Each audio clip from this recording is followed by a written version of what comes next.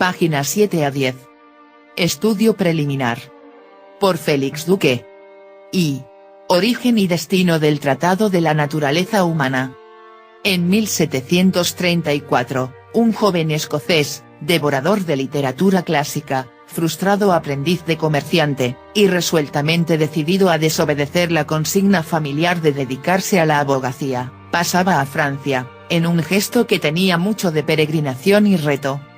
En efecto, el retiro escogido es la Fleche, locus cartesiano por excelencia.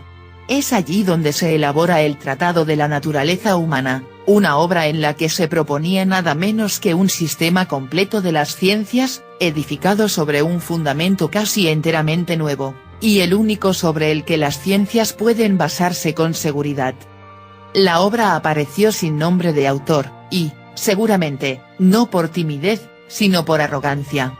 Se tenía la pretensión de que valiera por sí misma, sin que el nombre de su creador influyera en nada, extraña pretensión, en un novel. El desengaño no pudo ser más cruel. No solo no se vendía la obra, sino que ni siquiera provocaba murmullos entre los fanáticos. Su destino parecía ser la más completa indiferencia. El odio del autor, ansioso de fama literaria, contra su propia producción, fue creciendo en intensidad hasta alcanzar el clímax final de su vida, en 1776. Tanto en la autobiografía como en la advertencia que precede a la última compilación que Hume hizo de sus obras filosóficas, que, naturalmente, no incluía el tratado, David Hume confiesa, por primera vez en público, su paternidad, pero solo para renegar de su producción, de esa obra juvenil, que nunca reconoció su autor. A partir de ahora, el autor desea que los trabajos siguientes puedan ser considerados los únicos que contienen sus concepciones y principios filosóficos. Felizmente, los deseos de Hume no se han cumplido en absoluto. Para criticarla o enaltecerla, la obra básica a que se han dirigido los estudiosos de la filosofía humeística ha sido el tratado. Sin embargo, cabe preguntarse por las razones que motivaron el repudio.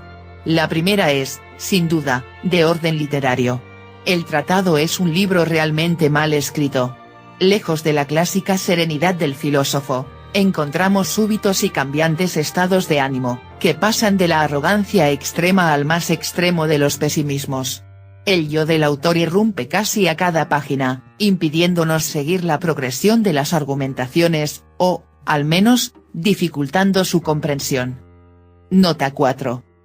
A pesar de la evidente malevolencia, hay que reconocer que el desconocido recensor de la obra en la History of the Works of the Learned, 1739, tiene razón cuando afirma, esta obra se halla absolutamente colmada de egotismos. Difícilmente habría seguido el autor con mayor frecuencia ese modo de hablar si hubiera escrito sus propias memorias. Fin de la nota 4. La falta de coherencia, las contradicciones, incluso, son reconocidas a veces hasta por el propio autor. Nota 5. Por ejemplo, en página 269, Hume escribió: casi había reconocido que esto era cierto, pero ahora recapacito y veo que. En mis notas a los distintos libros he intentado señalar las diversas dificultades e incoherencias entre las múltiples concepciones del tratado. Fin de la nota 5.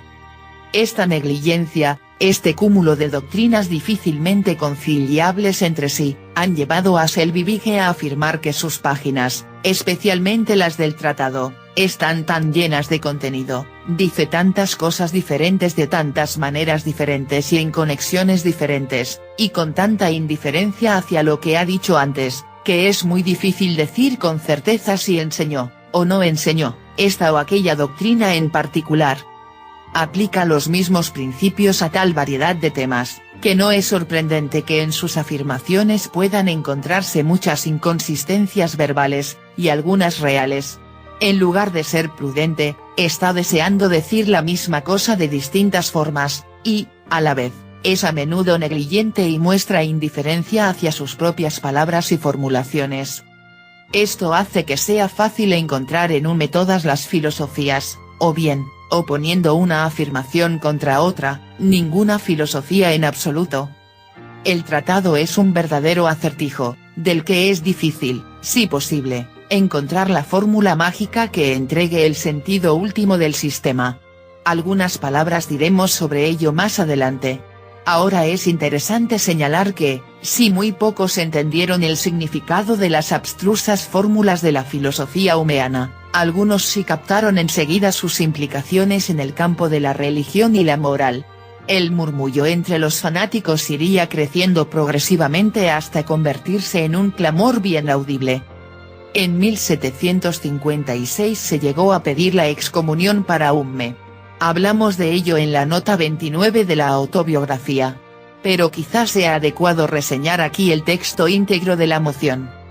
La Asamblea General, juzgando su deber el hacer cuanto esté en su mano por prevenir el crecimiento y progreso de la infidelidad, y considerando que, aunque los escritos contra la fe han comenzado a publicarse durante los últimos años en esta nación, hasta ahora ha testificado contra ellos solamente en general, desea llamar la atención sobre una persona que se firma David Hume, Esquina, y que ha llegado a tal grado de temeridad que ha confesado públicamente ser autor de libros que contienen los ataques más rudos y francos contra el glorioso Evangelio de Cristo, así como principios evidentemente subversivos incluso de la religión natural y los fundamentos de la moralidad, si es que no establece un directo ateísmo. Por todo ello, la Asamblea pide a las personas que a continuación se nombran, que formen un comité para investigar en los escritos de dicho autor, y que pidan a éste se presente ante ellas, preparando además el expediente para ser elevado a la próxima Asamblea General. La moción no prosperó, pero revela bien claramente el clima de hostilidad con que Hume se encontró a lo largo de su vida por parte de estamentos religiosos y académicos. Sus dos intentos por ocupar cargos docentes fueron fallidos. Vid. Notas 17 y 25 de la autobiografía. Sin embargo, Hume no temía estos ataques. Puede decirse que incluso los buscaba abiertamente. Pero el rencor contra el tratado se fue plasmando progresivamente según el filósofo advertía que, a pesar de las refundiciones que había hecho de la obra, las dos enquiries y el ensayo on the Passions, los críticos se cebaban en la obra juvenil.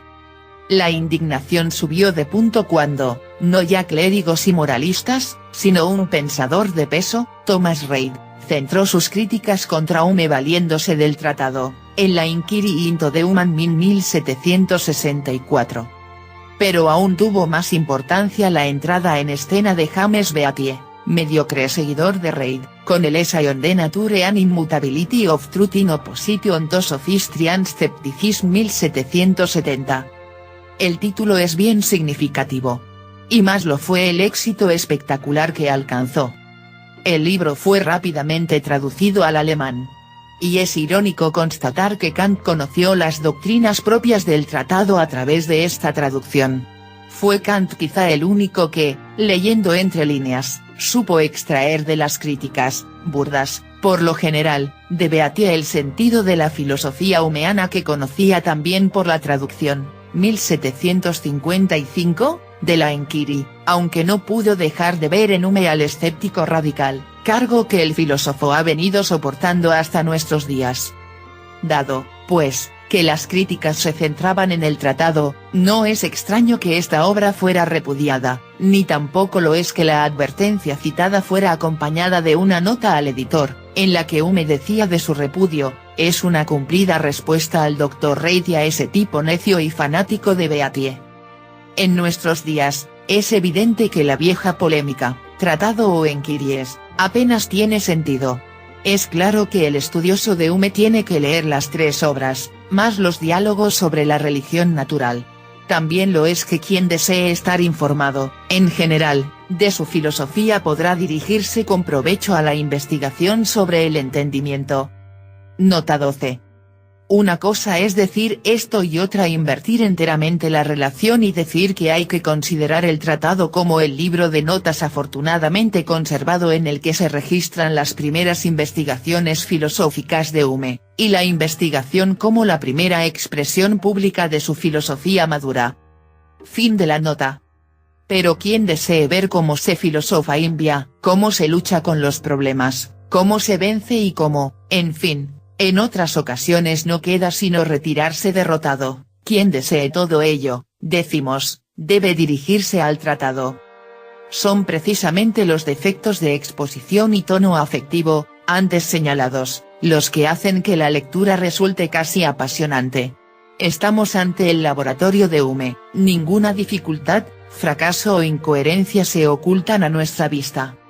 Si es cierto que filosofar es plantear problemas, no aportar soluciones, entonces el tratado resulta una obra maestra, y su intrínseca dificultad debe constituir más un acicate que una excusa para dirigirnos a sus escritos más, diríamos, exotéricos. Ya no se trata de la fama literaria que Hume quería ganar, sino del puesto que debe ocupar su pensamiento en la historia de la filosofía. Y este puesto, a mi entender, es muy elevado, y se debe fundamentalmente a la denostada obra juvenil. Página 10.